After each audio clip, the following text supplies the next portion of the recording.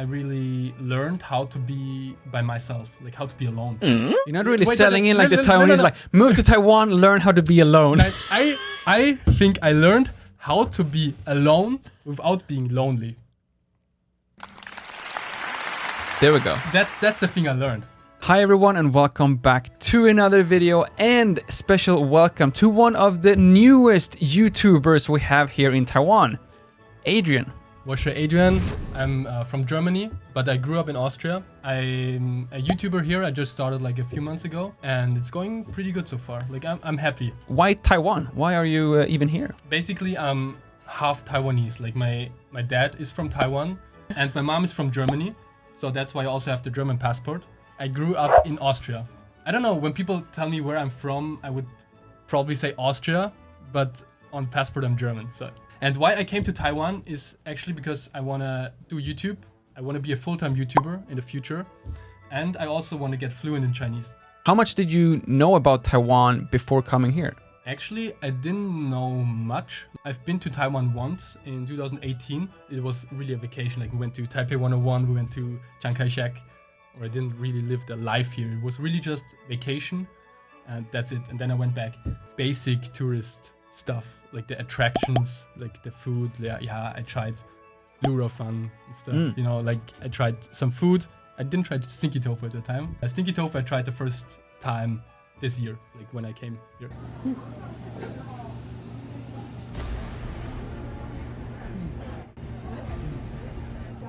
Yeah. How is the life now compared to like your previous life back home in Austria? It's totally different. Like it's so different, you can't even compare it. From the environment, the culture, the people, the food. No. I don't like the organs.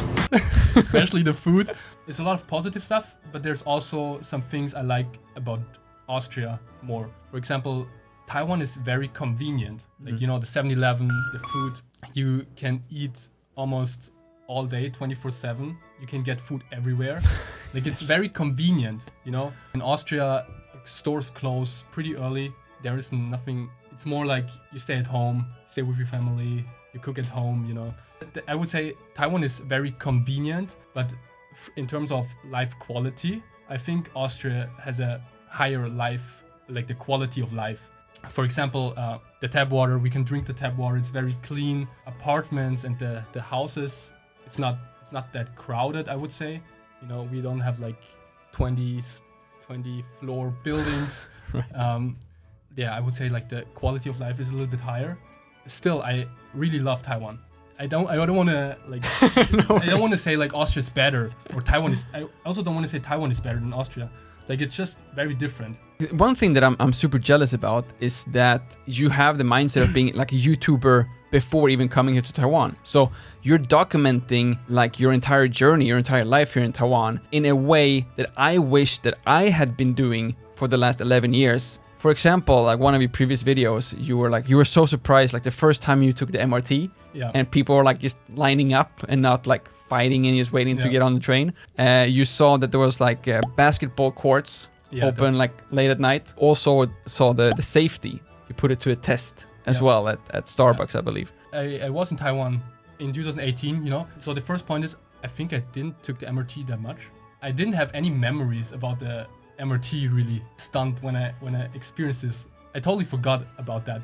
So when I went to the MRT, and you know, I live in Vienna, the MRT or the subway in Vienna is totally different. Like people just rush in, nothing like lining up, people drinking alcohol in the subway, people are screaming. It's really very different here. I think we also have this like no drinking and no eating in the subway, but no fighting, so go ahead. Nobody cares. But here in Taiwan, that's also a good introduction to the second point. It's so safe. I also haven't seen any people fighting or arguing. There's nobody drinking or eating in the subway, in the MRT, but I really like that. Another thing that I'm also super jealous about, already you have been like pretty much all over the place. You have been like traveling around Jinmen. I wouldn't say like Jinmen is... Linkou, and you have been to Taichung. You took the bus to Taichung. I've never taken the bus to Taichung. And Changhua. Just because I have family here. I wouldn't even know that Jimin exists if my grandmother didn't tell me like, hey, you want to come with us? Because my cousin studies in Jimin. Yeah. And all of my Taiwanese friends I have now, they have never been to Jimin. Yeah, no, exactly. Jimin is, like, it's so small, and why should Taiwanese people go there? Yeah. Like, if they don't need something from Jimin, you know? Which is usually like gaolian, like the alcohol. Yeah, most of the I already saw like Jimin is very famous for that. Speaking about experiences, because like again, it's like you get like the first time experience, but you also already know the locals. So that's like the perfect combination. What would you say has been like your favorite adventure or your favorite place here in Taiwan? My favorite place in Taiwan, from my favorite city, of course, it's Taipei. Like it's a big city. It's the biggest city I've ever lived in.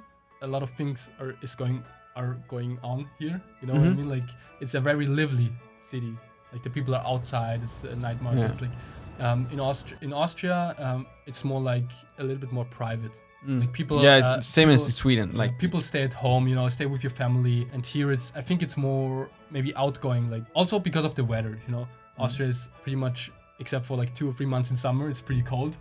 So why should you go out if it? You're talking to a Swede now. I would not put like Austria as like the cold he knows list. what I'm talking about. Yes. But here, you know, the weather is completely different. Like it's warm. Feel really comfortable around a lot of people. Like before, I lived near Ximending. Like there was always like a lot in the of middle people. of the madness. Yeah, like there were a lot of people, and I loved that. Like I go out and there are a lot of people. Like I really like that. Oh wow. Okay. Yeah. Previously, you talked about how convenient it was here in Taiwan. After watching your videos, I can tell that you also like to challenge yourself. You don't really want your life to be that convenient and easygoing. For example, you learned how to speak Taiwanese in 24 hours. Try every single thing in Ningxia night market. Yeah. Also try to cook lu rou fan. What would you say has been like the biggest challenges in general to come here to Taiwan? Although you already have like family and relatives here, have you still been in any like all us other normal foreigners who don't have families here? Maybe the language barrier a little bit, especially with people who cannot speak English or German. Or German. I think I can do like the small talk, basic Chinese. I can do that pretty good. But as soon as like a conversation goes a little bit deeper, or people want something specific from me and can't speak English, it's maybe a little bit hard to communicate. But so far I hadn't had like any very important conversations where it really depended on something, you know, like bubble tea store. So you said like you studied now for 2 years. Yes. And that was like still your biggest challenge. But the only thing you need to know is 按赞、分享、订阅. I don't know any of those. What? 按赞 Anzan. Press like. Oh, it's YouTube. YouTube vocabulary. 分享 Oh, wait. Share? Share. And 订阅 Subscribe. And 最后按那个小铃铛 Like this video? The bell. Oh, bell. click the bell. The most important bell. Okay, I have to learn them. Yeah, and now you've been here for this time for around 2 months. What is something that you have learned about Taiwan so far that you wish you would have known back home in Austria before coming? Could you have prepared yourself in any other way? No. No? There's no way I could prepare for what I experienced here. Okay. Like, it's just like when I arrived here, the first thing I realized was the temperature. It was so humid and it was so hot. And also... It was like the worst. Was that like August, right? Like September? September. Yeah. And it was like compared to Austria, it was time. so warm. Like it was so hot. Like I got off the plane and I was like feeling the hot air. Like, Yeah. I think you can't really prepare for any of that. Like it's just so big of a difference. Like in terms of weather, culture, language, also the smell. Like it's just so different, you know. But not in a bad way. Follow-up question then. After visiting Taiwan now, what have you learned about yourself and how have you grown?